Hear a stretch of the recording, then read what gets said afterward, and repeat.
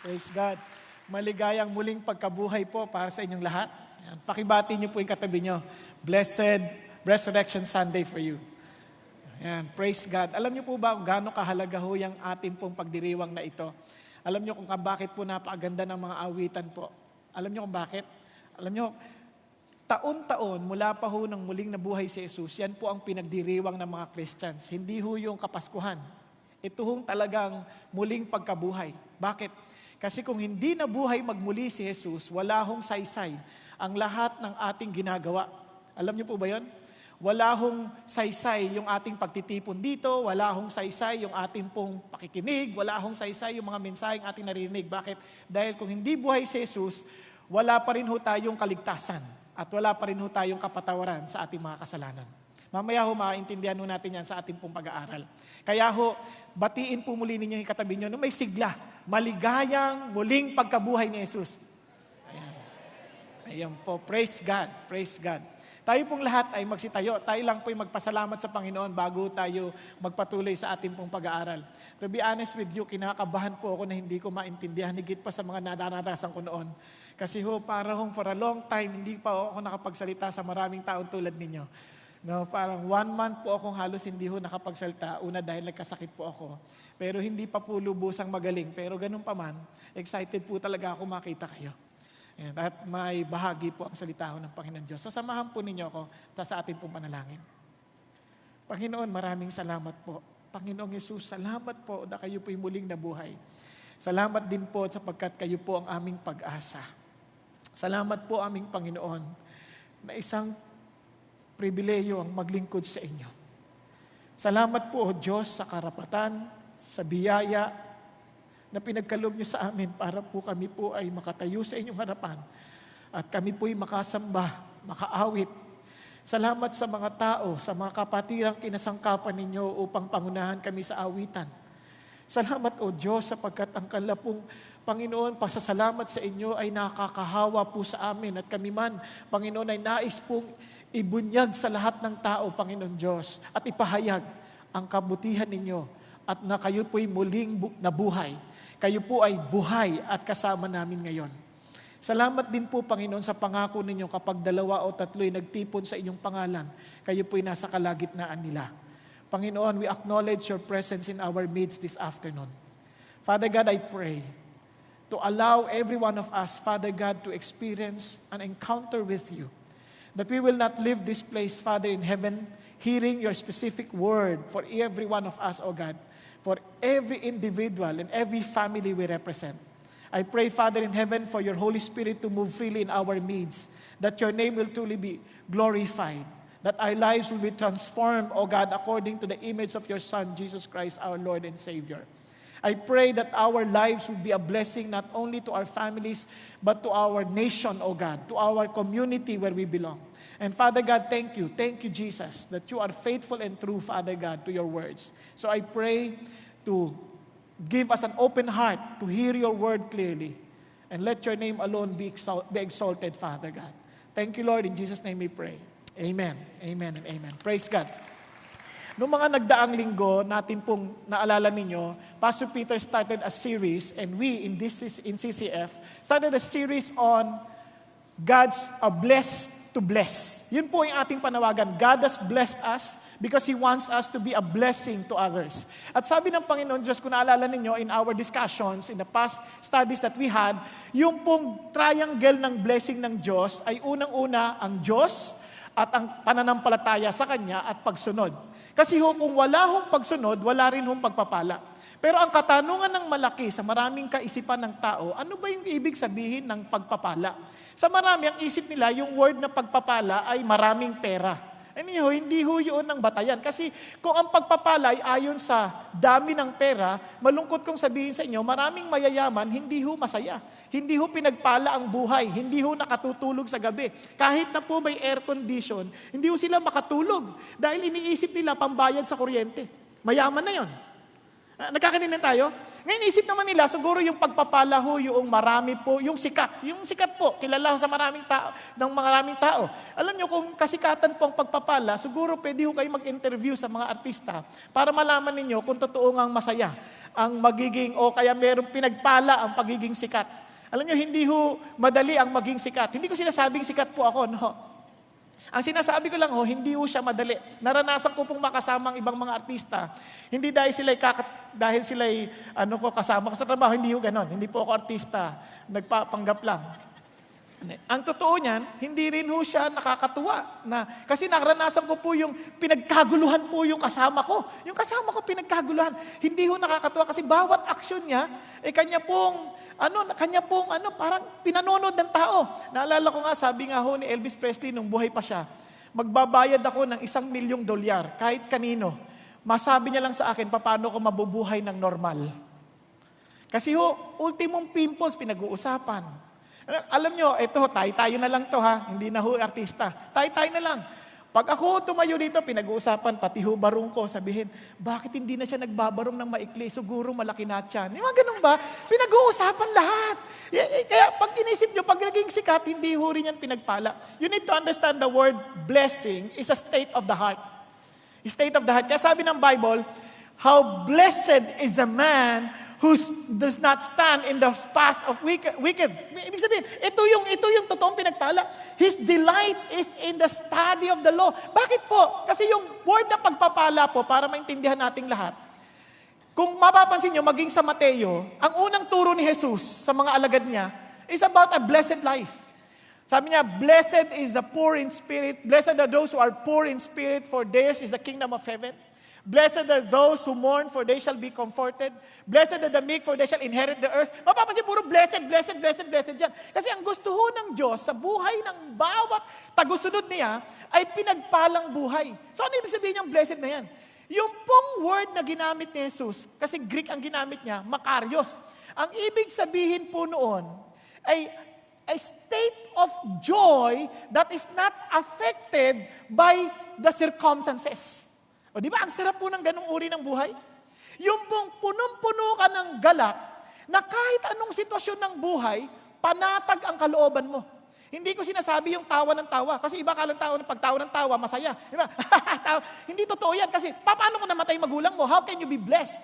Alam nga naman, tawa ka, patay na siya. Baliw na yon. Nagkakanindihan tayo. Yung pong masaya ka, panatag ka, kasi yung alam mo that one day, pag namatay yung kasama mo, hindi ka magsasabi ng paalam, magsasabi kang, see you in heaven. Amen? Naalala niyo si David? Si David nung namatay anak, nung naghihingalo pa lamang, ano po siya? Naghihingalo pa lang nag-ayuno, di kumakain, malungkot, iyak ng iyak. Nung namatay, alam niyo ginawa niya? Tumayo at kumain. Baliktad na baliktad. Sabi ng mga tao niya, bakit ka kumain? Nung hindi pa namamatay, nag-aayuno ka, malungkot ka. Bakit ngayon? Kumain ka na. Parang okay ka na. Sabi niya, alam niyo, ang totoo niyan, hindi na siya babalik sa akin. Pero ako'y paparoon sa kanya. Yun ang ibig sabihin ng blessed life. Yung puso mo, hindi apektado ng mga nangyayari sa lupa. Naintindihan natin, hindi ko sinasabing wala kang pakialam. Ang sinasabi ko lamang, hindi yun na nagdidikta ng kapayapaan ng iyong puso. Tingnan mo ang iyong katabi. Kamustahin mo siya? Pinagpala ka ba? May kapayapaan ka pa sa iyong puso? Ayan, tingnan nyo, mapayapa siya. Now, kaya ang sabi ng Diyos, itong blessing na ito sa kayang triangle sa Diyos, pananampalataya, tagasunod. Bakit? O sumunod. Bakit? Kasi ang Diyos ang may hawak ng ating kinabukasan. Amen po? Now, tingnan po natin kasi hindi po gumagalaw ito Baka hindi po nila alam. Kaya kanina pa ako, Tek, tulungan nyo naman ako. Ayan, ayaw po Asan na po yung tech natin? Parang, ano po? Tech. Wala bang tech dito? Di bale. Wala ho kasing control sa akin. Pasensya na po kayo. Now, let's continue. Now, tingnan po natin. Ang sabi ng Diyos kay Abraham, para maintindihan ninyo, dahil we're doing a series on Genesis, I will make you, sabi niya, a great nation. And I will bless you so you'll be a blessing. In you, all the families of earth will be blessed. Yun ang pangako ng Diyos. Now, ito magandang nangyari. In Genesis chapter 15, ito ang nangyari. Sabi na, ito si God. God appeared once again to Abraham and said, let's read. After these things, the word of the Lord came to Abraham in a vision saying, do not fear, Abraham. I am a shield to you. Bakit sinasabi ng Diyos ito? Kasi po, para maintindihan ninyo, in Genesis chapter 14, niligtas po ni Abraham sa mga iba't ibang hari si Lot. Okay, yung kanyang pamangkin. Ngayon, nagkakaroon po ng banta sa buhay niya dahil siyempre, itong mga haring ito, hindi naman ito basta susuko. Maari itong bumalik o kumbaga, meron to itong rest back na tinatawag. Naintindihan po natin? Now, ito na ho. Siyempre, ikaw kakabahan ka. Lord, ano naman to? Pero sabi ng Lord, Abraham, look at the blessing. Ano man ang mangyayari, let me just remind you this. Huwag kang matakot. Huwag kang matakot. I am a shield to you. Can you imagine if somebody tells you, for example, someone who is so great, someone who is so powerful, assures you that he will protect you, ano kayo pakiramdam mo? Nung bata kami, uso ho yung mga nambubuli. Naalala ko po, ako po yung first year high school, napakaliit ko pa noon. Meron pong isang third year, na bigla na lang ako sinapak sa likod. Naasar na, boom! Asakit. Parang hindi ka na makalaban kasi ang laki. Ang laki, as in kalahati ka lang. Hindi ganyan, no? Tapos, parang ang sakit to, hindi ko makaintindihan. Di punta ho ako doon sa kuya ko na nagtuturo. Hindi ko siya kuya in terms of kuya, kundi kuya-kuya lang sa mga yung kuya siya dahil parang kaibigan. Malaki rin. Sabi niya, turo mo sa akin. Akong bahala sa'yo. Bigla kang tatapang, parang, eto. Ha? Ano? Iba yung tapang mo eh. Naintindihan sabihin? Bigla, eto ngayon si Abraham, with all these enemies, when God assures him of His presence, I am a shield to you, yung Abraham tapang. Naintindihan po? That's the blessing. Bigla yung takot, kasi wala naman taong hindi natatakot eh. Huwag niyong asabihin, wala akong katakot-takot. Bawat isa sa atin, may takot tayo sa buhay. Ngayon, when God assures us that He will be a shield to us, He's telling us, I'll be with you, I'll defend you, I'll protect you. Ito pang dinugtog niya. Your reward shall be very great. Pagpapalain kita ng lubusan. Now, tingnan niyo po Sabi ni Abraham, Lord, nangako ka that I will be a great nation. Ano naman yun? Ni wala nga akong anak. How can I have a nation? Ni anak nga, wala. Kaya sabi niya, Abraham said, Oh Lord God, what will you give me since I am childless? And the heir of my house is Eliezer of Damascus. Si Eliezer po, kanyang slave. Kung siya po ang slave, siya na lang din ang pamamanahan. Wala naman siyang kamag-anak na iba eh. Remember, he left his family, he left his relatives, then he went to the land that God will show him, and here is God telling him, I will make you a great nation. Pero sabi ni Abraham, wala akong anak. Naintindihan niyo ba yung kasabi ng Lord? And Abraham said, since you have given no offspring to me, one born in my house is my heir. Sabi niya, no one, as in no one in my house, na magiging tagapagmana.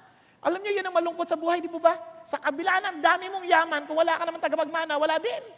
Tama? Maging sa buhay, sa leadership, kung wala ka mapapasahan, wala din. Kaya ito po yung napaka-importante. Sabi ni Abraham, Lord, saan naman blessing doon? What's the point of having too much wealth? Wala naman ako mapagmanahan. Di ba yan po yung lungkot sa buhay ng maraming tao? Trabaho ng trabaho, trabaho ng trabaho. Tapos yung pagmamanahan niya, tamad-tamad. Hello? Tanong niyo, yung mga magulang, kundi ang sakit ng ulo nila, yung anak nila parang, wala ginagabato, ganito. Kung makapagrelo, ang gaganda. Ano masisisi mo ba siya? Ikaw, wala kang tatay na mayaman noon. Nung yumaman ka na, siya may matatay na siyang mayaman. Hello? Naintindihan niyo? Yung iba naman, itong mga anak ko walang kinabukasan. Huwag kang mag-alala. Naghanda ka naman na eh. Now, tuloy tayo. Si Abraham, sabi niya, what's the point? And look at God. Then behold, the word of the Lord came to him saying, this man will not be your heir, but one who will come forth from your own body, he shall be your heir. Sabi niya, hindi yan maging tagapagmana mo, hindi yung alipin mo. Yung mismong anak mo. And sabi niya, then behold the word of the Lord. And he took him outside and said, now look toward the heavens. Ang bait ng Diyos, no? Sabi niya, halika, labas tayo. Tingnan mo yung kalangitan. Sabi niya, And look, sabi niya, toward the heavens and count the stars if you are able to count them. And he said to him, so shall your descendants be. Ngayon, kung ikaw si Abraham, maniniwala ka. Isipin nyo mahigit 25 taon, mahigit 20 taon na po, yung pangako ng Diyos na magkakaanak siya, he will be a great nation, at ang edad niya noon, mga 75. So isipin nyo, plus 20 na lang, huwag natin isipin 25, plus 20, ilang taon na? 95. Tingnan niyo yung katabi niyo, meron na po ba ditong 95 years old? Wala pa naman, ano? Sino dito ang pinakamaedad na sa atin? 80. Meron? 85. Tingnan niyo, 85 naman. Babuti po, Doc, ano po kayo honest? Yung iba ho, hindi nagsasabing edad. 85. Ay, tumatawad pa. Huwag ka magalala, lahat tayo tumatanda. Yung iba, kung hindi man tumanda, patay agad. Gusto niyo yun? Tuloy tayo. And sabi gano'n, so imagine you are already 95 or 95, Lord, paano naman ako magkakaanak? Ito pa, then he believed, then yet, look at him, then he believed in the Lord and he reckoned it to him as righteousness. Alam niyo pagkakasabi niyan, ganito sa Hebrew. Sabi niya, magkakaanak ka at ang anak mo kasing dami ng bituin sa langit. Sabi niya, siyempre hindi ho yung as in terms of numbers na billions, kundi sabi niya, yung kayang makita ng iyong mga mata. Naintindihan po natin. Sabi nga ni Pastor Peter kanina, the research daw niya, mga 7,000 to 9,000 pag binilang mo daw talaga. Yung makikita ng mata, ha? So sabi niya, imagine if you have that number of, number of stars na makikita mo, sabi niya, kanyan, kaya yan. Lord, tuyong-tuyo na to eh. Buti sana kung ikaw lang. Pagtingin mo pa sa asawa mo, may asin pa ba to? Naintindihan yung sabihin, naintindihan niyo ba yung sitwasyon? And yet, look at this, and yet, he believed. Alam sa maraming tao, hindi tayo ganyan, sigurista tayo eh. Gusto natin tiyak. Gusto natin, pagka binigay natin, tiyak tayo. Kasi isipin nyo, kung hindi tiyak, tapos tayo. And sabi niya, tingnan nyo itong napaganda sa ginawa ng Diyos. Now, look at this. Sabi ng Lord, look at this sabi ng Lord, this is how He explained about Abraham. For when God, in Hebrews, when God made the promise to Abraham, since he could swear by no one greater, he swore by himself. Sabi niya, wala namang hihigit pa sa Diyos eh. Hindi ba, pag tayo nangunumpa, sinusumpa ko sa pangalan ng Panginoon, tama? Sabi niya, dahil walang hihigit pa sa Diyos, nanumpa siya sa sarili niyang pangalan. Naintindihan po natin. Kaya yung mga kinasalho dito, naalala ninyo, when you made your vow, don't ever forget this. You made your vow to God, not to your wife. Kaya pag dinadaya niyo yung asawa niyo, dinadaya niyo yung sarili niyo dahil nanumpa kayo sa Diyos. Naintindihan po natin. Balik tayo Now, sabi gano'n, he swore by himself saying, I will surely bless you, I will surely multiply you, and so having patiently waited, he obtained the promise. Naghintay at natanggap niya yung pangako. In the same way, God, desiring even more to show to the heirs of the promise, ibig sabihin na heirs of the promise, mga tagapagmana ng pangako, tayo yan. Naintindihan po natin. Now, the unchangeableness of His purpose interposed with an oath. Nangako pa, may pangako pang Diyos. Sabi gano'n. So that by two unchangeable things in which is it impossible for God to lie, we who have taken refuge would have strong encouragement to take hold of the hope set before us. Ang sabi ng Lord, pag pinangako niya, gagawin niya. Hindi siya nagsisinungaling. Nagkakaintindihan tayo. Mamaya papaliwanag sa inyo at papagbibigyan ko sa inyo ng katibayan. Now, this hope we have as an anchor of the soul, bilang angkla ng ating kaluluwa. And a hope both sure and steadfast, tiyak at matibay, and one which enters within the veil. Bakit? Itong larawan ng tabernakulo. Pumasok si Jesus, sabi niya, within the veil. Kasi bakit? Yung pong punong saserdote, nung panahon ni Moises, yun lang ang nakakapasok doon. None of the Israelites or followers of God can enter the veil. Walang pwede. Yun lang high priest once a year. Nakakaintindihan? But this time, Jesus entered. Kaya nung namatay siya, kung naalala ninyo, yung veil, yung belo, na ano po yan, napunit. Napunit. To tell us that you and I have an access to the Father. Nagkakaintindihan tayo. Kaya kung nag-aakala tayo po mga hentil, huwag tayong magmamalaki. Alam niyo bakit? Maraming tao nagmamalaki, tinatamad sa Diyos. Mali ka. Sa totoo lang, wala kang ang karapatan noon eh. Yun lang ang mga tao ng Diyos. Yun lang punong saserdote lang pwede. Tayo, wala tayong karapatan. Pakigising mo yung katabi mo. Gising ka, wala tayong karapatan. Hindi sa totoo lang. Mahiya ka nga ng kaunti.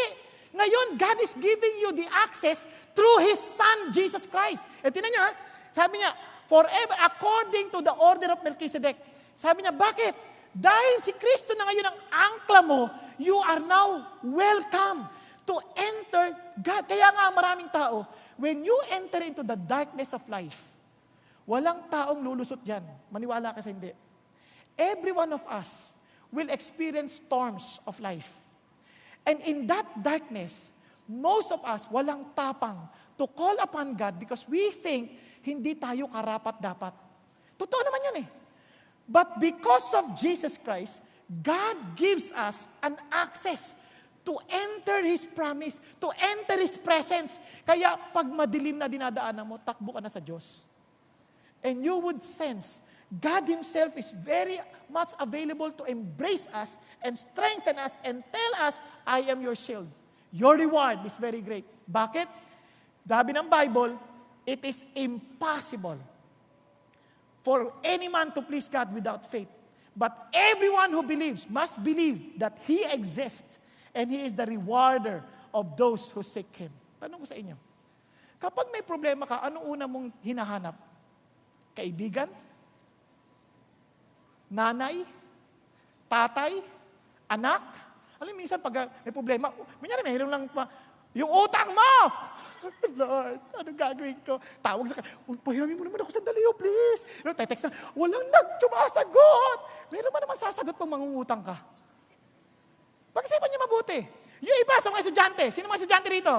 Huwag kayo mahiya, taas yung kamay niyo. Oh, pag hindi mo na naman sagot, sino unang tinatakbuhan? Ay, ano ba? Dali.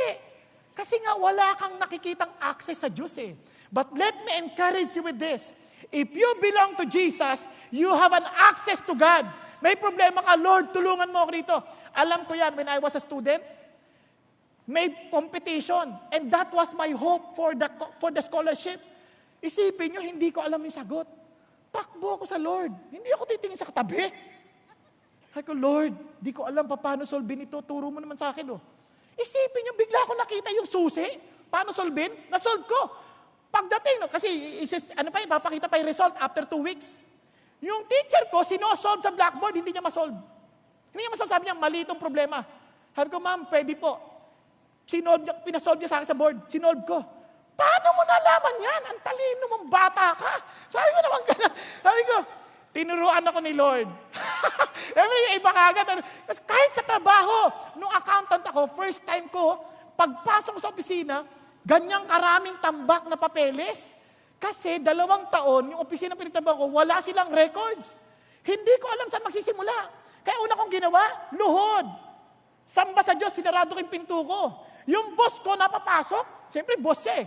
Pwede siya pumasok kahit saan, tama? Pagpasok niya, sabi niya, nakita niya nakaluhod ako, nagpray-pray ganyan, oh. Hallelujah! Lumabas ulit! Alam niyo, hindi kayo maniwala, pagbukas ko ng folder, nakita ko paano ko simulan. Pati yung mga auditor, gulat na gulat, paano ko na-solve yung problema. In 2 months, tapos yung problema. Why? Because you have an access to God. Siya yung assurance mo eh. Kaya nga ang lungkot, maraming mga tao, ang kanilang angkla ng buhay, kaibigan, asawa, o kaya ang angkla ng kanilang buhay, nakabatay sa pera sa bangko, nakabatay sa mga sinasabi ng gobyerno. Wala dyan. The anchor of our soul is on God's promises. Kaya nga ho, ang ating introduction pa lang yan. Sorry. Matagal na akong di nag-preach eh. We need to anchor our life on God's promises. Kaya nga nung Abraham, anchor siya. Kaya nakita nyo ito, pinahiram ito eh, kinukuha na nga ito ngayon eh. Ito, sagisag ng anchor. Di ba? Isipin, para pag natulog ka, aabot ka dito. No? Mahaba ito ha. No, hindi. Bakit? Pansinin nyo itong anchor na to, para saan ito? Kapag nasa bagyo, at yung bangka, hindi, kaya barko, hindi na makagalaw, kailangan itong ibaba, tama? when the storms of life comes, yung angkla mo, yun ang magpapatibay sa'yo para hindi ka ma-overcome ng bagyo. Tama, mali? And whether we like it or not, hindi mo alam kung kailan darating ang bagyo. Hindi mo alam. Kahit nga i-predict pa yan, hindi nila makuha ng eksakto. Tama? Naintindihan natin? Now, kailangan mo itong ibaba. Tama ba?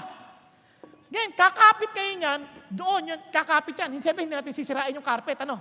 Kailangan kumapit yan. Isipin nyo kung yung anchor mo, paglagay mo ganyan, sumama lahat. Di wala din. Kailangan nakakabit yan sa pagkatao mo. Naintindihan mo natin? Nakakabit yan sa sinasakyan mo. Kaya yung pangako ng Diyos is only as good as you appropriate it. Ibig sabihin, kahit ang daming pangako ng Diyos, kung hindi mo naman pangahawakan, wala din. Kaya remember the word, yung angkla na yan, ikakat niya yung lupa, babaon yan. Tama? Kaya remember this word. Wala na yung ano eh. Asan na ba yun? Ito na pala, binulsa ko pala. Ito. Lahat tayo, we want to make sure na meron tayong angkla. Kasi isa sa pinakamadilim na buhay ng tao ito. Lahat tayo masaya. Kunyari, pag may problema, makaka-overcome ka. But one problem, na minsan hindi pinakamatinding kaaway ng tao. Alam niyo kung ano? Death. Nakita ko po kamakailan. Pumunta po ako sa isang naghihingalo na. Natutulog. Takot na takot. Alam niyo kung ano pinapanaginipan niya? Hinahabol siya para patayin. Yun yung mga palatandaan na yung anghel ng kamatayan, kinukuha na siya. Pinag-pray ko kasi hindi ko makausap eh. Sabi ko, Panginoon, at binulungan ko sa tenga, pag ikay hinahabulan ng kamatayan, tawagin mo si Jesus. Nagkakanindahan tayo? Kasi there is no other way for you to be saved. Walang ano sa atin dito, walang exempted ha. Tingnan mo yung katabi mo, bata, matanda, we will face death. Nagkakanindahan tayo. Ngayon ito, nakita ko, kaya napaiyak ko ako eh. Sabi ko, Panginoon, paano na po siya? Ang hirap kausapin, pag yung isip, parang ang hirap na, no? Nagkakagulo-gulo na. Sabi ko na lang, tawagan mo si Jesus, tawagan mo si Jesus. Bakit si Jesus? Because I am the resurrection and the life. He who dies, and he who believes, though he dies, he lives. Yun ang sabi ng Panginoon. Ano sa Tagalog yan? Sabi niya, ako ang muling pagkabuhay. Ang sino mang nananampalataya sa akin, bagamat namamatay, siya'y mabubuhay. Yun ang pangako niya eh. Kaya nga, sabi ko, paano ka naman nakakatiyak? Nako, ito po nakakatuwa. Hindi ho tayo nag-iisa. Nung si Martin Luther mamamatay, sabi ni Martin Luther,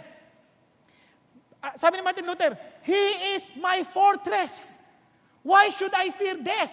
Si John Knox, sabi ni John Knox, if God is for us, why should we fear death? Wala siyang takot. Si Philip Heck, is this death? This is better than living. Nung mamamatay na, ibang-iba. Si Voltaire, ang tapang-tapang. Ang kanyang kamatayan, ang sabi niya, I am abandoned by God and man. I am now doomed to hell. Kitang-kita niya. Kasi when death comes, the real enemy of life, talagang eto na, patapos ka na. Kaya nga, huwag kang aangkla na hindi ka tiyak. Maraming tao, ang angkla nila, ay basta, dito ako pinanganak, dito na ako mamamatay. Ha? Naintindihan mo ba sinasabi mo? Nung pinanganak ka, wala kang damit. Bakit ngayon nakasuot ka ng damit? Kung ganyan ang gusto mong prinsipyo mo sa buhay. Hindi obra. You need to make sure na yung inaangklahan mo, dugtong, tama. Naintindihan po natin? Kaya nga ito ho ang napakahamon sa atin. Yung nga nakasama namin, yung giya namin sa Israel. Sabi ko, bakit hindi ka naniniwala kay Jesus? Ako ay pinanganak na Hudyo. Dahil pinanganak akong Hudyo, hindi ako dapat maniwala kay Jesus bilang Diyos. Ganun lang. Kaya yung ending namin, nung maghiwalay na kami, alam mong mahal na mahal kita. Kung kaya't wag mo sanang payababayaang lumipas sa iyo at hindi mo siya sa atin ang mga claims, ang inaangkin ni Kristo bilang Diyos. Alam mo sa pangako niya? Oo, gagawin ko. Alam niyo yung sinasabi ko, naluluha pa ako. Naluluha ako dahil naawa ako eh. Siya po yung tao na pinangakuan ng Diyos, Hudyo ito eh. Kanya lamang, hindi, sabi niya, bahala na eh, dito ako pinanganak, hindi dapat ako maniwala. Sabi ko nga sa kanya, sabi niya, I don't want to die stupid. So that's right. Since you don't want to die stupid, then study and search carefully the claims of Christ that you may know. I'm not asking you to become a Christian. I'm asking you to have a relationship with Jesus. Kasi yung isip ng Christianity ng mundo nito, yung Christianity parang reliyon. Sama-sama tayo, Christian. Ang dami nagsasabing Christian. But the reality of Christ is never been in their lives. Yun po nakakalungkot na katotohanan. Wala ho yung katibayan ni Kristo. Naintindihan po? Kaya ito po, how can you trust God? Then how can you believe in God? How can you enter into God's covenant? Now listen to this. First, be willing to be cut yourself out of your own realities. Ano ibig sabihin? Kasi may kanya-kanya tayong realidad eh. Isip natin, ganito maliligtas. Ganito dapat ang Kristyanismo. Walang ganon. There is only one way. God's way. Through God, to the covenant-keeping God. Dahil bakit? Ang Diyos ang nagtalaga ng kanyang covenant. Hindi tayo. Parang ganito yan. Nung minsan, nagkasala ako sa asawa ko. Ganitong nangyari. Bigla ko na siya napagtaasan ng boses. Isa sa mga hina ko noon, hanggang ngayon, nararamdaman ko pa yung hinang yon. Yung pong madali ako mag-init ang ulo. Nung minsan, itong asawa ko, alam niyo ng mga asawa, minsan, bigla-bigla lang pumapasok sa eksena. Alam niyo yun? Yung parang may ginagawa ka, papasok. Yung nagugulat ka na lang. Bigla siyang pumasok sa eksena. Napagtaasan ko siya ng boses na wala namang kaano-ano. Mali ako, hindi ko sinasabing tama ako. Ang ginawa ko, pagkasabing ganun, inakyat ko siya dahil nagpa-plancha na siya, hindi na siya umiimik. Inakyat ko siya, binuksan ko yung television para namang hindi obvious. Binuksan ko yung TV. Siya, tingnan mo, ang ganda! Alam niyo naman mga babae, pag galit na, nagsasalta ng iba't ibang wika yan. Yung mga wikang hindi mo maintindihan. Ganyan, no? Di siyempre, ako naman, kinabahan na ako, no? Hindi ka mamalapitan. Siyempre, namamalansya eh. Baka, alam mo na, di ba? Kailangan listo ka rin. So, inantay ko. Habang inaantay ko, bigla-bilang nilapitan ko si Tart. Sorry. Ayun, sorry ka naman. Siyempre, nag-speaking tongues pa yan, spirit-filled eh. May mamayang konti, kinausap ko, sabi ko, sorry na. Sorry ka dyan. Tingnan nyo ha, ako, pag humingi sorry, ang isip ng marami, ganyan mag-sorry. Ano ka ba? Nagsasorry na ako eh, tapos di ka, yabang mo. May mga ganun. Maling-mali. Tayo nagkamali. Siyempre, pag humingi ka ng tawad, ikaw ngayon at the mercy of the person offended. Tama, mali. Hindi yung tayo nagsiset ng terms. Minsan ganun tayo eh, Lord, patawarin mo na ako, lalakad ako paluhod. Come on.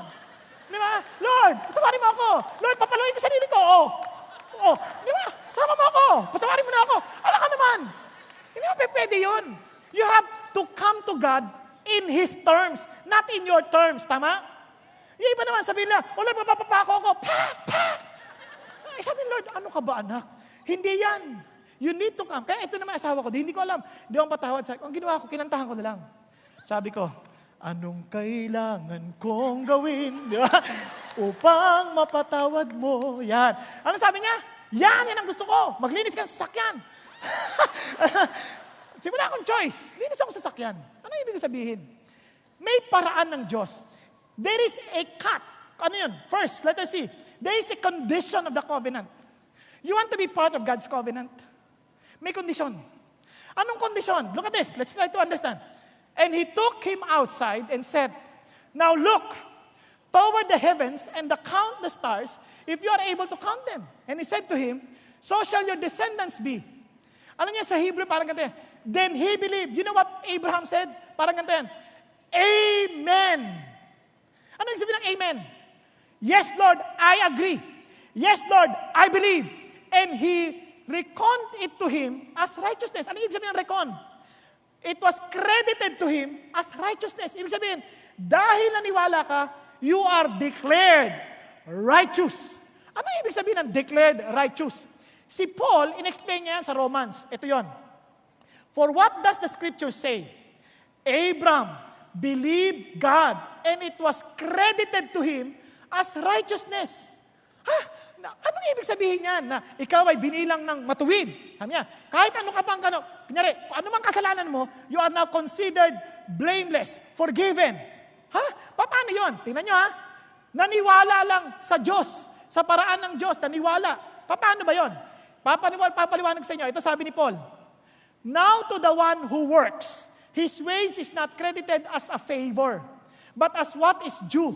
But to the one who does not work, but believes in Him, who justifies the ungodly, his faith is credited as righteousness. Ano ibig sabihin? Parang ganito yan, pag ikay nagtrabaho para sa akin, ano ba, ito, dahil nagkasala ka sa akin, magtrabaho ka, babayaran kita ng ganito. Yung bayad ko, anong tawag dyan? Sweldo. Tama ba? Sweldo. Sa maraming tao, ganyan ang intindi natin. Papakabait ako, Lord, para bigyan mo ako ng kaligtasan. Para mabigyan mo ako ng buhay na walang hanggan. Anong tawag dyan? Bayad. Tama? Sabi ng Lord, hindi ganyan ang deal ko. Ang deal ko, simple, kaya lahat ng reliyon, ang kanilang utak ay paano maging katanggap-tanggap sa Diyos. Ito dapat kong gawin, tanggapin ako ng Diyos. Ang sabi ng Diyos, hindi ganyan ang deal ko. Ang deal ko ganito, but to the one who does not work, but believes in Him who is justifies the ungodly, ibig sabihin ng justifies, pinawalan sala yung mga hindi maka-Diyos. Yung kanyang pananampalataya is credited, ibinilang na katwiran. Now, sa harapan ng Diyos, we are unrighteous. But because we believe in Jesus, okay, in His death, sabi niya, you are now considered righteous. You are credited as righteous. Lord, hindi pa ako nagbabago Marami pa ako masasamang nagagawa But in the eyes of God, you are righteous because He sees Jesus. Naintindihan po natin? Nakakanindihan tayo? Now, for this reason, it is by faith, in order that it may be in accordance with the grace. Kaya nga grace ng Diyos yun And sabi niya, so that the promise will be guaranteed. Sabi niya, to all the descendants, not only to those who are of the law, but also to those who are of the faith of Abraham, who is the father of us all. Paano ka maging tanggap-tanggap sa Diyos? Faith. Naalala niyo, sabi ni Jesus, naalala niyo yung kwento niya? How to be born again? Just like as the serpent, the brazen serpent is lifted up, so is the Son of Man. Naalala niyo yung konteksto niyan sa Numbers 21? Silang lahat tinutukan ng ahas, reklamador Reklamo sa Diyos. Nagpadala ng Diyos ng ahas. Natuklaw sila. Pag kagat ng ahas sa'yo, patay ka na. Yung kamandag means death. Hindi ka papatay agad kasi naghihingasay ka pa mong ganyan, manghihingasay ka pa, kakalat pa yung lason bago ka mamatay. Tama, mali? And sabi ng Bible, the sting of death is sin. Sin is the sting. Kaya dahil magkasalanan tayo, may death na sa atin. We shall surely die. Tama ba? Now, Jesus Christ was lifted up like the brazen serpent. Kahit nandiyon yung lason, pag tumingin siya doon sa death, nung sa brazen serpent, ligtas siya, hindi siya mamamatay. Same thing with the spiritual death. Pag tumingin ka kay Jesus being the death on our behalf, bayad yung ating kasalanan, hindi tayo mamamatay. That is why, for God so loved the world that He gave His only begotten Son. Whoever believes in Him shall not perish but have everlasting life.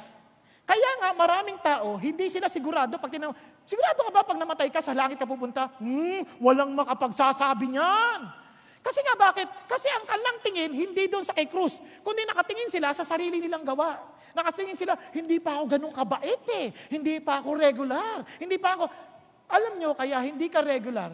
Kasi marahil, hindi mo na iintindihan kay Kristo ka na. Kanya lamang, yung iba naman, kasi isip mo, ikaw ang magbabayad ng utang mo. So, kung sakali man, kailan ka makakapagbayad? Naintindihan? Now, tuloy tayo. Kasabi ng Bible, look at this, that's why it's so important ang resurrection. But what does it say? The word is near you. Nandiyan na sa'yo. In your mouth and in your heart. That is the word of faith, which we are preaching. Sabi niya, that if you confess with your mouth Jesus as Lord and believe in your heart that God raised Him from the dead, you will be saved. Tanong ko sa inyo, ligtas ka ba? Sabi niya, pag nanampalataya ka, bibigkasin mong si Jesus nga ang Panginoon mo. Tama? Ngayon, at maniniwala ka na siya'y muling nabuhay. Importante ho yan. Bakit? Ibig sabihin, kung naniniwala kang si Jesus ay buhay at siya ang Panginoon mo, kasama mo siya. Tama ba? At kung sakaling hinahalikan mo ibang babae at hindi mo asawa, nandyan siya. Tama? At kung naniniwala kang Panginoon ng Jesus, si Jesus ang Panginoon mo, hindi mo gagawin kasi ayaw niya yun eh. Naintindihan ba natin? Ayaw niya yun kasi siya na yung Panginoon mo eh. Tama ba? Halimbawa, isa pa. Halimbawa, sabi ng Lord, huwag kang mandadaya. Kung siya Panginoon mo, naniniwala kang buhay siya, hindi ka mandadaya. Nagkakaintindihan ba tayo? Pag sinabi ng Lord, huwag kang matutulog habang nagsasalta ako. Kung Panginoon mo siya, makikinig ka. Kaso wala naman sinabing huwag ka matulog eh. Pwede ka matulog, okay? Pwede. Ako lang naman yan.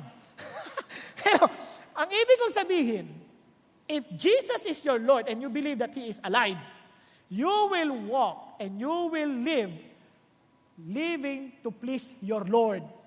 Tama? Kung nga yung mga boss natin sa lupa minsan hindi natin magawan ng, kunyari, kahit pagod na pagod ka na, talagang pagod na, ayaw mo na. Pagka mga anak lang natin, Anong kailangan mo? Pera na naman? Ganyan Yung mga magulang, minsan ganyan Pero pag boss, kailangan ko ng sandali ng pera. Kailangan ko lang, pera meron ka ba? Opo, sir. Magkano po? Ang bilis yun, panlupang boss lang yun Isipin mo si God. Sabi ni God, halika, mag-gather tayo at mag-praise and worship tayo sa ating Ama, sa aking Ama. Halika, at purihin niyo ako. Siyempre, boss mo yan Yes. Tama? Pero, parang kasi mayroong mga kahit sa militar, minsan, expected nila yan. Sabi nung boss, nung pinaka-kapitan. Meron ka bang GIS? Meron po. Ito, never address your senior officer or superior officer like an ordinary man. Always, sir, yes, sir. Naalala niyo? Sasabi niya, okay, sir. No, sir. Wala na siya biglang G's. Kasi nga, may isang, Diyos, sabi niya, hindi. Relasyon to You believe that I'm your master? Then I will expect you to respect me. Tama? Kasi maraming tao, they claim to be Christians and Jesus is their master. Pero pagdating na sa buhay, wala nang pakialam ang Diyos. Maniwala kayo sa akin, pati pagkain mo maapektuhan. Pati pagtatrabaho mo maapektuhan. Pati pag-exercise mo maapektuhan. Sa totoo lang, itong katawan to, wala akong pakialam. Kasi sa isip ko, katawan ko naman to Kakainin ko, gusto ko. Hindi na ako mag-exercise, matutulog ako. Hindi ko sinasabing masamang hindi nag-exercise. Hindi ko sinasabing, mamamatay ka lang kaagad. Pero, ang punto ko, since God is your master and you want to serve Him, you want to please Him in every way because this body is no longer mine. This is now His temple. Okay po? Hello? Pakisabi sa katabi mo. Is Jesus your Lord? Yan sabi ng Lord Now look at this. Kasabi ng Lord, gusto ko kayo. Kaya ito yung challenge. Now look at this. Now if Christ is preached that He has been raised from the dead, how do some among you say that there is no resurrection of the dead? Wala, hindi tayo mabubuhay magmuli. Ano yan? Pag namatay tayo, patay na tayo. Walang ganon. Sabi ng Lord, kung totoo yan, sabi niya, ano ka ba? But if there is no resurrection of the dead, not even Christ has been raised. And if Christ has not been raised, then our preaching is in vain. Your faith also is in vain. And sabi niya, moreover, we are even found to be false witnesses of God because we testified against God that He raised Christ, whom He did not raise, is in fact, the dead are not raised. If the dead are not raised, not even Christ has been raised. And if Christ has not been raised, your faith is worthless. You are still in your sins. Maliwanag po? Kaya si Kristo nabuhay. Ang problema natin, many people around us could not see the living Christ. Bakit? Kung magmura tayo, ganun na lamang. Ganun na lamang. Kung mag-worry tayo, ganun na lamang. Parang walang buhay na Kristo. Kasi isipin niyo, kung buhay si Jesus, bakit ka mag-worry? Kasama mo siya. Tama? Hello? Bakit ka natutulog? Si Kristo nga, buhay Hindi, mag-isipan niyo mabuti. Kung buhay si Jesus, bakit ka nang dadaya? Kung buhay si Jesus, bakit ka nagmamadali? Relax ka lang. Buhay si Jesus Kung buhay si Jesus, hindi mo kailangan magmadali na yumaman. Relax ka lang. Hayaan mo si God magpala sa iyo. Just do what is best. Amen po?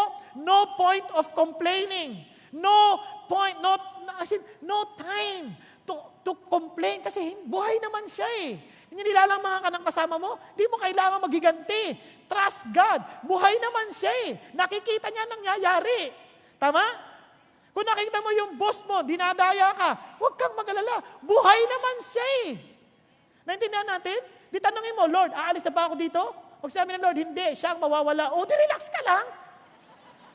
Naintindihan natin? Ikaw asawa ka, dinadaya ka ng asawa mo. Buhay si God, nakikita niya. Relax ka lang, hindi mo kailangan, saan ka na naman galing, ha? Saan ka galing? Aawayin mo pa. Relax ka lang, buhay naman siya eh. So what's the condition? Believe that God raised Him from the dead. Amen? In a covenant, you need to believe. You say, Amen, God. You are alive. Jesus is alive. Pero alam niyo malungkot? Hindi ko sinasabing wala kang pagdududa. Ang sinasabi ko lang, you focus on God. Naintindihan mo natin? Alam niyo minsan si Martin Luther umuwi. Yung asawa niya si Katie, nakaitim, all black. Sabing gano'n, ba't ka nakaitim? Nagluluksa ako. Ha? Ba't ka nagluluksa? Patay ang Diyos. Patay ang Diyos! Kalapastanganan niya sinasabi mo. Alam mo, Martin, kahit sabihin mong buhay ang Diyos, nakikita ko sa mukha mo, patay ang Diyos. Lagi kang problemado, lagi kang nakasimangot, lagi kang galit, kaya palagay ko, patay ang Diyos. Biglang nahimasmasan. Tingnan mo yung katabi mo. Buhay ba ang Diyos? Kayo na magsasabi. Hindi ako. Hindi. Makikita nyo kagad kung buhay. Kaya pag minsan mainis ka na, kasi magkakapatid tayo sa Panginoon, minsan nagkakainisan. Kung naiinis na, kita mo, sumismangat ang mukha. Buhay ang Diyos. So, paalala mo na lang, buhay ang Diyos. Di ba? Buhay si Jesus. Okay po ba yan? Kaya asawa mo, mainit yung ulo, pareho kayong Christian. No, buhay si Jesus. Malo na galing, ano siya? Pagka ganon, kailangan niya maborn again. You see, itong challenge ng Panginoon sa atin. God is alive. Kaya nga, alam niyo, maraming tao, they try to believe, they try to say, Jesus is not true, it's a myth. Come on, taon-taon yan. At sa totoo lang, ito pang napakaganda sinabi ni tawag dito, buhay si Lord. si Paul. Sabi ni Paul, ano sabi ni Paul? Kayo talaga ha, natutuwa kayo sa pagkakamali ng iba. Di ba, hindi ako sasama loob sa inyo, buhay siya. Sabi ni Paul, sabi niya, nagpakita si Jesus kay Pedro at maging sa mga alagad at sa 500. Ibig sabihin, nung kalat ng balita, buhay na buhay yung mga witnesses na talagang si Jesus ay nabuhay magmuli. At sabi ni Paul, ako rin. Sa totoo lang, kung totoo hindi siya nabuhay, hindi na ako magpapakamatay, no? Hindi ako magpapakahirap ng ganito kung hindi siya nabuhay na magmuli. Yung mga alagad ng Panginoong Hesus, grabe yung kamatayan nila. Hindi sila magpapakamartir, magmamatay ng napakasakit na kamatayan kung alam nilang patay, hindi naman talaga nabuhay na magmuli si Jesus. Nakakadinan tayo? Kung di na nakitang nabuhay magmuli, hindi magpapakahirap yan. Isasampulan ko lang kayo. Si Bartimaeus, kilala nyo? Si Bartolomeo, nung pinatay yan, binalatan ng buhay. Ikaw ba naman, papabalat ka ng buhay? Alam mo naman patay, hindi man nabuhay magmuli si Jesus? Pero dahil alam mo na buhay siya magmuli, kitang-kita mo, balatan nyo na ako. Di bali nang magkadaruta-rura ako dito, alam kong buhay si Jesus. Isipin niyo si Stephen, binabato ng buhay, binabato. Kita niya si Jesus, oh. Sige, hindi siya nagreklamo. Kung tayo yan, binato ka. Kukunin mo ba ito? Kayo rin. Makikipagbatuhan ka na. Pero dahil alam niyang buhay si Jesus, di ba patayin ninyo ako? Buhay si Jesus. Because He is alive, I would also be alive. Yun ang ating susi. Nagkakaninan tayo? Kaya marami, they take this message for granted. Why? Because if Jesus is alive, then you are wrong if you don't believe. And if you don't believe, you shall surely be doomed to death. Kaya yung seriousness ng resurrection ni Jesus Christ ay ganun na lamang. Now, letter U. Sorry nagmamadali tayo. Itong faith na to, yung condition of believing, may undercurrent yan. There is an undercurrent of the covenant. Ano ibig sabihin undercurrent? May mga pagdududa rin tayo eh. May mga pagsubok na darating na magdududa tayo. Lord, totoo ka ba? Kasi sabi nga ni Abraham, I am the Lord who brought you out of Ur, of the Chaldeans. Sabi niya, to give you this land, to possess it. He said, Oh Lord God, how may I know that I will possess it? Paano ko malalaman? Yan yung mga undercurrents. Tandaan ninyo, when trials comes, they are trials to test our faith. Kami mga pagsubok, sabi niya, in this you greatly rejoice, even though now, for a little while, if necessary, you have been distressed by various trials, so that the proof of your faith, being more precious than gold which is perishable, even though tested by fire, may be found to result in praise and glory and honor at the revelation of Jesus Christ. Kung talagang naniniwala kang buhay si Jesus, no matter what happens, kahit anong dilim, Lord, you are alive, I will trust in you. Kasi alam nyo, yung blessing ng Diyos, hindi naman yung ine-expect mo, it does not happen right away. Sometimes, it does, but most of the time, you have to wait. Katulad ni Abraham, he had to wait 25 years before Isaac came to his life. Nagkakaintindihan tayo? Test yun. Para malaman natin yung genuineness ng ating faith. Kaya pag may problema ka, and you keep on giving glory and praises to God, it only shows that the Holy Spirit is at work in you, telling you and confirming in your heart that Jesus is real in your life. Nagkakanindan tayo? Yun ang katibayan. Kaya walang mananampalataya na hindi dumadaan sa pagsubok. Walang mananampalataya na hindi naloloko. Walang mananampalataya na hindi nasasaktan. May walang mananampalataya na hindi po na naiisahan.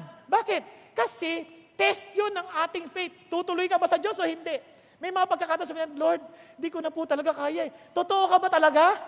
Pero this is one thing I can tell you. Si J. Hudson Taylor sabi niya, there is a time I cannot even pray. I cannot even read. I cannot even do anything. The only thing I can do is to trust in God who holds my life. Have you gone to a point na minsan di mo alam paano? Parang hindi ka magpe-pray, hindi ka makapagbasa sa hirap ng dala-dala mo. But one thing you will just say, Lord, I believe in you. I trust you. Naintindihan mo natin? There was a time in my life, ako talaga, nandun ako sa bingit ng papakamatay na ako eh. Sabi ko, Lord, anong nangyari sa akin? Ang sabi ng Lord, bigla na siya nang usap. If in the day of adversity you give up, what right do you have to speak about my word? O nga no, balik ako, akit ako ng bundok. Isang oras nilalakad ko, pagpe-pray ako doon ng 4 na oras, babalik ulit ako, tutulog ako, tapos akit naman ulit ako, pe-pray naman ng 4 na oras. Tapos yung nakakita sa akin, sabi niya, saan ho kayo pupunta? Huwag ho kayo masagalan ng gala dito, maraming taong galit sa inyo, gusto ko kayong patayin dito. Alam niyo yung salita nila, hindi ho salitang Tagalog, ang narinig niya, patyon. Alam niyo yung patyon? Parang alam ko doon, libingan eh, pero ang sabi na patyon, patay daw eh. Di bali na, sabi ko, ganun ba? Eh di sumama ka, sabi ko. Sama naman siya, sama siya, bata pa, sumama siya. Alam niyo, nung sumama siya, sabi niya, grabe kayong mag-pray. Parang kaharap niyo lang ang Diyos. Turuan mo naman ako. Ditinuan ko, naging Christian. Nagsama pa ng iba. Bago ako umalis sa lugar na yon, malayong lugar, hindi taga dito. Bago ako umalis sa lugar na yon, mga 20 o hanggang 30 yung sumasama sa akin para mag-pray. Lahat sila nakakilala sa Panginoon. Bakit? Sabi ng Diyos, sa gitna ng dilim, sa gitna ng apoy, ang mga ginto magniningning. Nagkakaintindihan tayo. Kaya when your faith is being tested, you will shine forth like gold. Why? Because your faith is real. Those who give up, sorry. Maybe you have not really understood the faith that comes only from God. Maging sila Paul, yung mga Corinthian Christians, their faith was being questioned. Kaya sabi niya, why are we also in danger every hour? Mag-isip na kayo mga Korinto, sabi niya, I affirm, brethren, by the boasting in you, which I have in Christ Jesus our Lord, I die daily. Araw-araw para namamatay ako, sabi niya. If from human motives I fought with wild beasts and Ephesus, what does it profit me?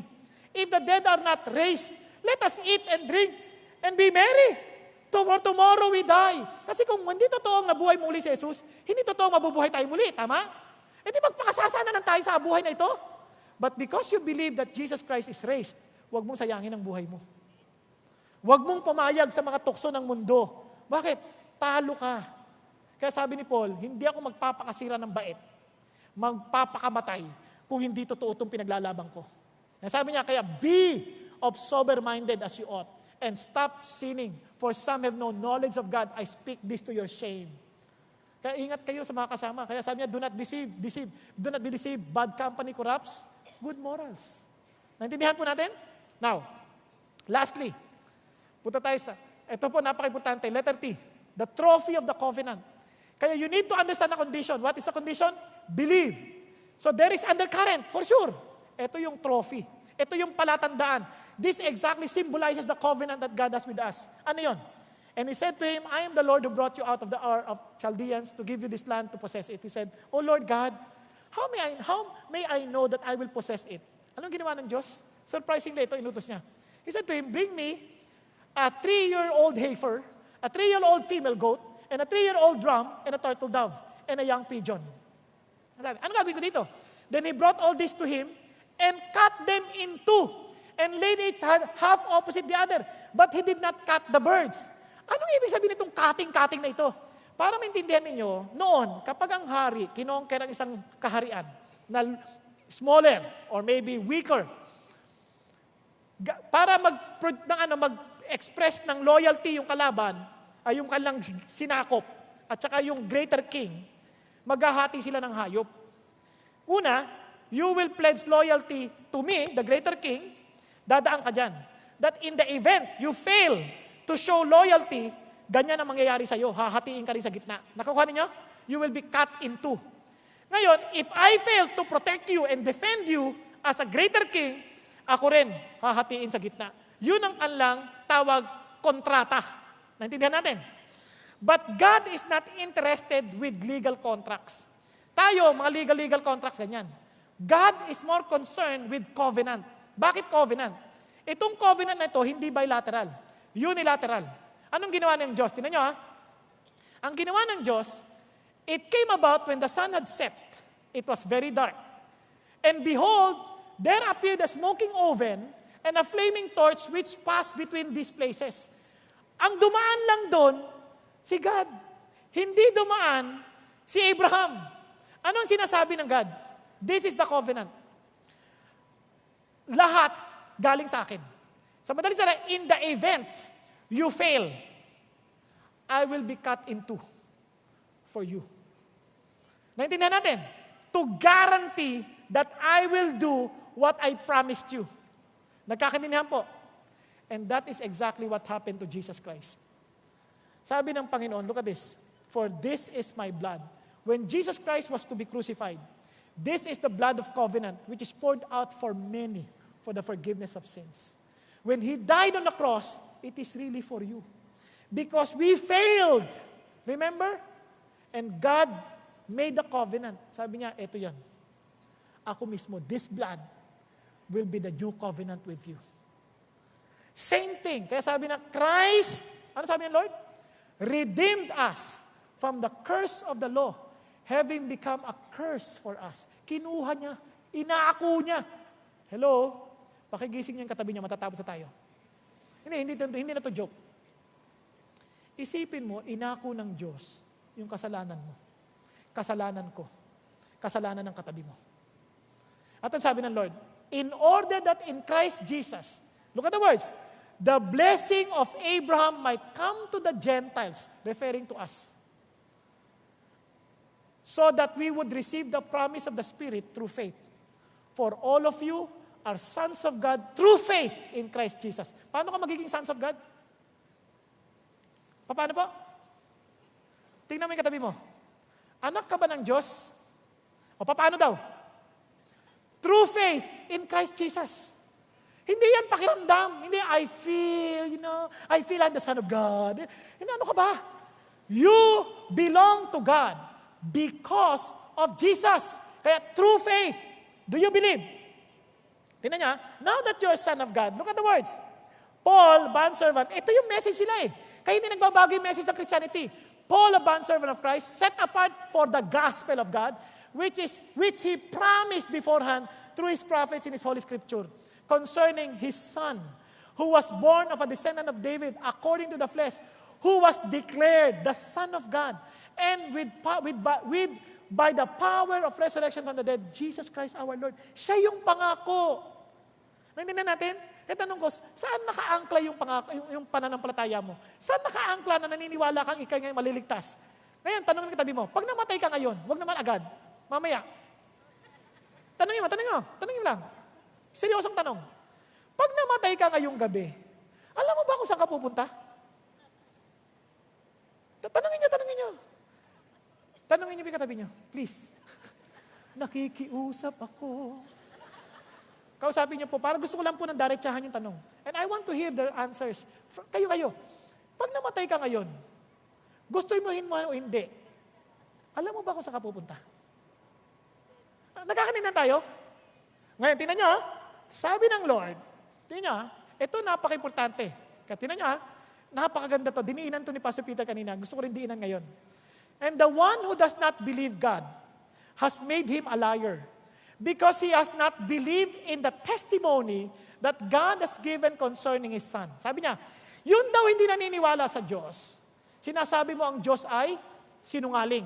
Tama? Sabi niya, at ito ang patotoo ng Panginoong Diyos tungkol sa kanyang anak. Ano yung patotoo niya? Listen. And the testimony is this, ito ang patotoo, na nagbigay ang Diyos ng buhay na walang hanggan, at ang buhay na walang hanggan na ito ay na kanino? Kay Jesus, sa kanyang anak. Ang sino mang may anak ay may buhay, ang sino mang walang anak ay walang buhay. Tama ba? Sabi, ulitin ko ano yung patotoo? Na kapag si Jesus ay nasa iyo, ikaw ay may buhay na walang hanggan. Kapag namatay ka, saan ka pupunta? Sa Kanya. Tama? May buhay na walang hanggan ka Tiyak ka na doon ka, hindi dahil mabait ka, hindi dahil may religyoso ka, hindi dahil saan dahil mo nagawang mabuti. Hindi ganon. Hindi tayo titimbangin ng Diyos, hindi, talo ka, kasinungalingan lang, tapos ka na. You are already guilty. Kaya lang, pinawalan sala ka, dahil kanino? Kay Jesus. Ngayon tanong, kapag hindi ka naniwala na pag namatay ka ngayon, nasa langit ka dahil kay Jesus, sinasabi mo ng Diyos, sinungaling. Hello? Sinungaling ba ang Diyos? Hindi ang Diyos ang sinungaling. Tayo ang sinungaling. Kaya may I tell you this. Kaya sabi ni John, these things I have written to you who believe in the name of the Son of God, so that you may know that you have eternal life. Gusto mo malaman? It's not by just being religious or by coming here in CCF. It is by being one with Jesus. Nasa iyo ba si Jesus? Kaya sabi ng Bible, tinan nyo, therefore, if the dead are not raised, let us eat, drink, or tomorrow we die. But because Jesus is raised, He can be with you. He can live with you. You can be one with Jesus. You and I. Ito ang maganda. Then how would you know kung Christian ka na? Ibig sabihin, pwede ka magkasala! Yay! Ano ka ba? Mali ka. Pupunta ka nga sa langit Kaya sabi ng Bible, ang kamatayan ng mga Christian ganito. And I heard a voice from heaven saying, right! Sulat ninyo! Blessed are the dead who die in the Lord from now on. Pinagpala ang mga mamamatay kasama ang Panginoon. Bakit? Yes! Says the Spirit. So that they may rest from their labors. Yes, yan ang totoong pahinga. Kaya hindi totoo yung kamatayan, pahinga yan. Kapag wala ka sa Panginoon, impyerno ka. Nakakaintindihan tayo. Pero kung nasa Panginoon ka, it's a rest from your labors. Ito pang sabi niya.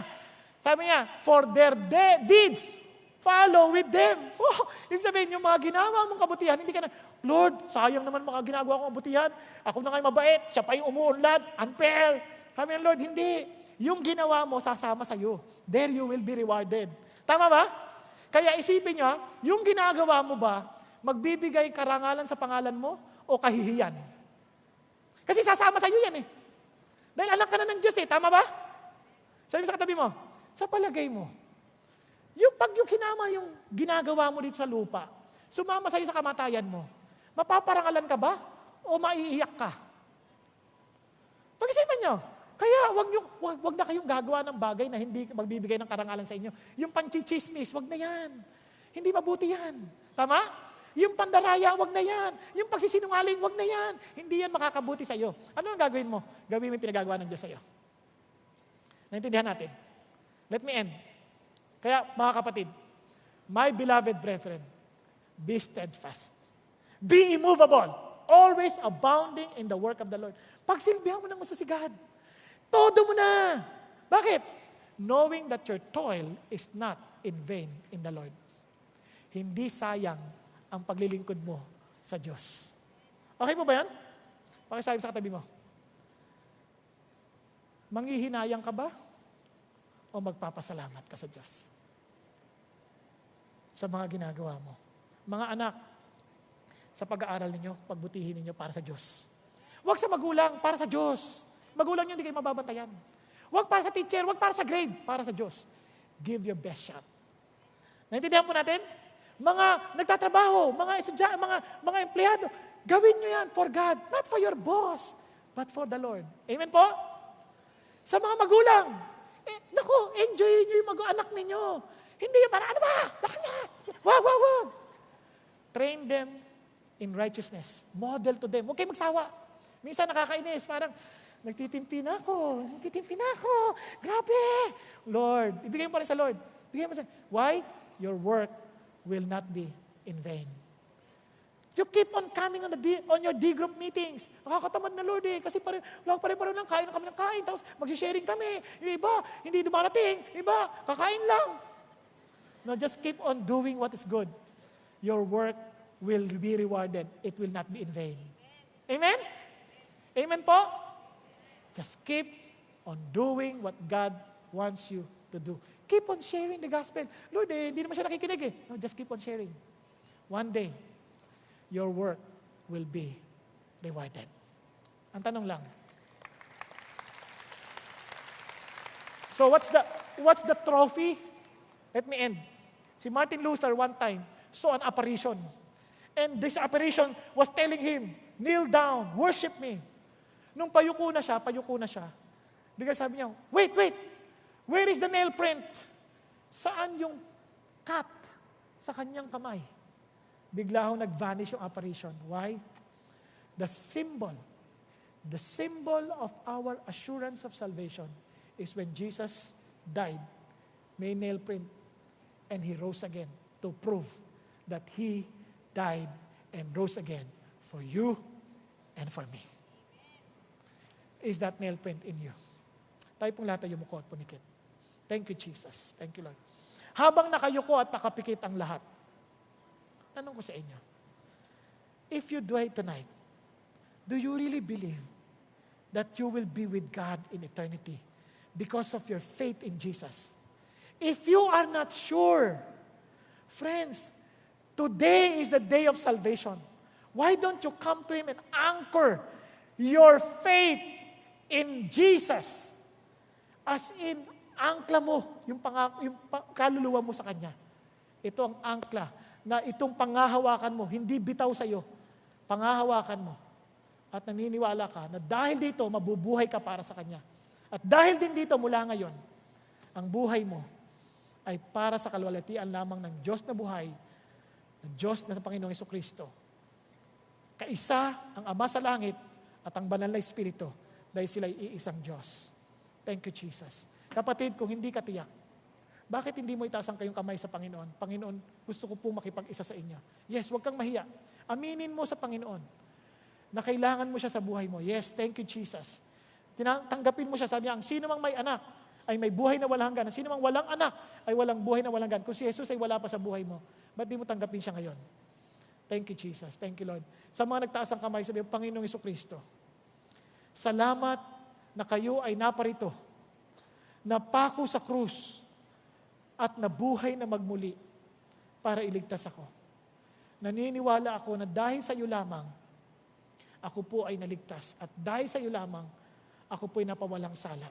At dahil sa iyo lamang, ako po ay umaasa na kasama po ninyo ako sa langit sa araw na itinakda ninyo para ako po ay mapariyan. Salamat po, Panginoong Hesus, sa pangako ninyo. Dahil ang salita ninyo ay tunay na totoo at di nagbabago. Purihin kayo aming Ama. Purihin kayo, Panginoong Diyos. At Panginoon, para sa lahat sa aming narito, hinihingi ko po na ang bawat sa amin ay mabuhay na tunay na magbibigay karangalan sa inyo sapagkat ang buhay na ito hindi na sa amin. Ito na po sa inyo. Kaya't Panginoon, hinihingi ko po na ang bawat gawin namin, maging sa pag-awit, sa pagkain at pag-inom at anuman na aming ginagawa, maluwalhati kayo aming Ama. Dahil alam namin ang lahat ng aming ginagawa ay hindi masasayang dahil ito ay madadala sa kawalang hanggan at magbibigay karangalan sa iyong pangalan tulad ng iyong sinabi sa iyong salita. Salamat po, O Diyos, sa ngalan ni Kristo Jesus. Amen and amen. God bless you. Let's all stand up as we sing our response to God's message for us this afternoon.